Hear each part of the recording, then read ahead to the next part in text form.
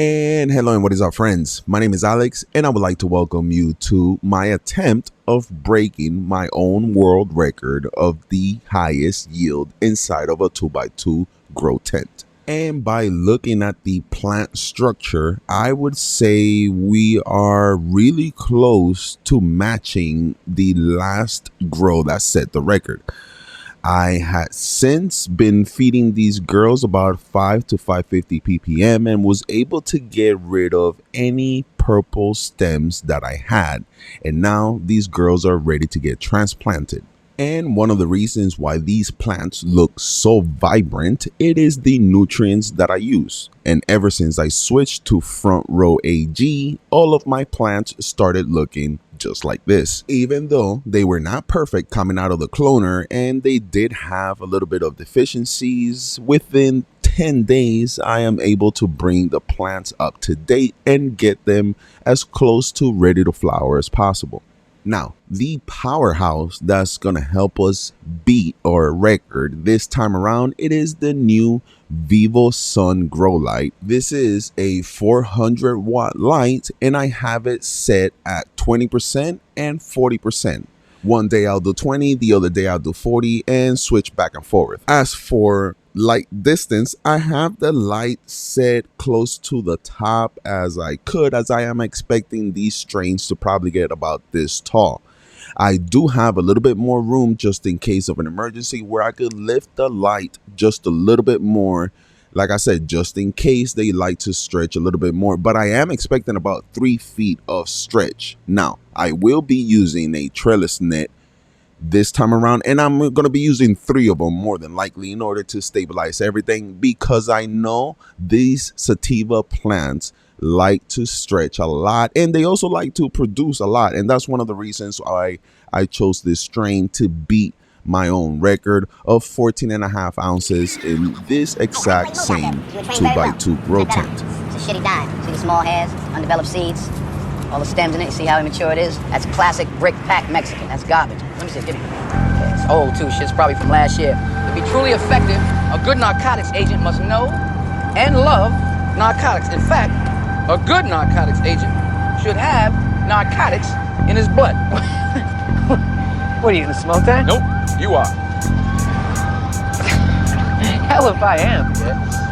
Yeah, you're not. I am using Coco Core for this run, and when I water, my pH is somewhere around 5.5 to 6.2. And when it comes to pot size, I usually prefer a 3-gallon pot, especially in this small space like a 2x2. But I was not able to find my 3-gallon pots that I had laying around, so I instead chose to go with these 5-gallon fabric pots. If I was a dealer, you'd be dead by now, motherfucker. You turn shit down on the street, and the chief brings your wife a crisply folded flag. What the fuck is wrong with you? Talking about, you know what? I don't want you in my unit. I don't want you in my division. Get the fuck out of my car. Go back to the valley. Rookie.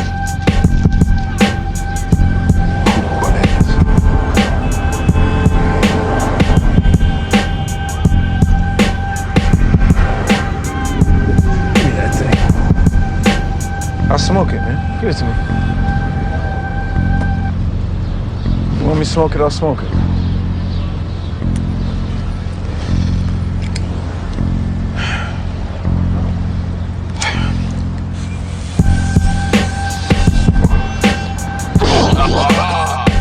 Virgin love. And now, friends, what do you guys think? Let me know down in the comments below.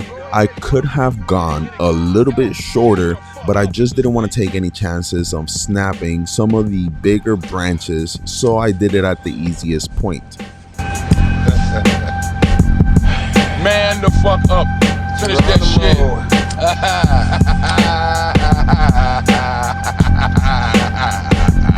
Let's go, nigga. Let's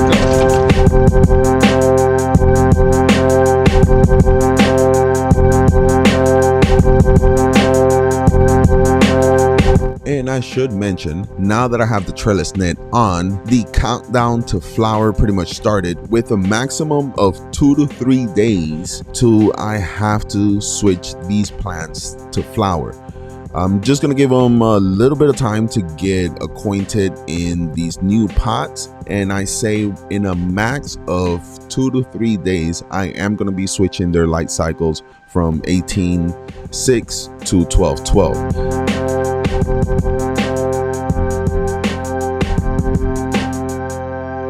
I expect the first net and then the second net up here, and I expect them to finish somewhere around this high.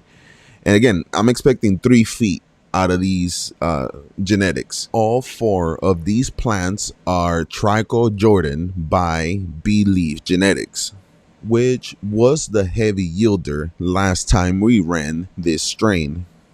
And when it comes to my environment, I am using the Vivosun master controller to control the oscillating fan and the inline fan, just to help it keep the temperatures as cool as possible, but the room pretty much stays relatively at a good parameter. Inside of the tent is 76 degrees, so it's going to be a pretty good flower season. Being that we're going to be flowering pretty much in these temperatures. But okay, friends, I'm not going to take any more of your time because I want you to watch the rest of my videos. So until next time, this is Grass in Class signing out. Peace.